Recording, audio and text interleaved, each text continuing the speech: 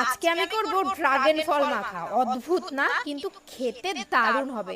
Dragon ফল এমনি আমি যেবার খেয়েছিলাম আমার খুব একটা ভালো লাগেনি। মিষ্টি না, টক না, কোনো স্বাদ নেই, একদম স্বাদহীন একটা ফল লেগেছিল। আমি সাদা এবং লাল দুটোই কিন্তু ট্রাই করেছিলাম, তো দুটোই এরকমই লেগেছিল।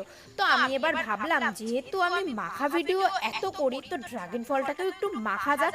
তার জন্য ড্রাগনটাকে ছোট ছোট করে কেটে নিয়েছি, আর তাতে দিয়ে দিয়েছি একটু লঙ্কা পোড়া, লবণ, আর দিয়েছি লেবু পাতা, এবং সাথে দিয়েছি একটু গন্ধরাজ লেবুর রস, আর দিয়ে দেবো কাসুন্দি। আজকে শাউট হচ্ছে মধুমিতা ব্লগ, বলছে খিচুড়ির রেসিপি দাও। তোমার ভিডিও এত ভালো লাগে, কি বলবো, মাও দেখে। থ্যাংক ইউ সো মাচ কাকিমা, তোমাকে অনেক ভালোবাসি। কথা বলতে বলতে তখন মাখা হয়ে গেছে। ড্রাগন ফল খেতে যেমনই হোক, দেখতে কিন্তু দারুণ। বাই দ্য ওয়ে, মাখার পর কেমন খেতে হলো চলো এবার সেটা বলি। দারুণ হয়েছিল, মানে নর্মাল ফলের থেকেও বেশি ভালো লাগলো খেতে। তোমরা কিন্তু অবশ্যই বাড়িতে বানিয়ে ট্রাই করো। আর দেখো আমার জিভটা কেমন লাল হয়ে গেছে। টাটা।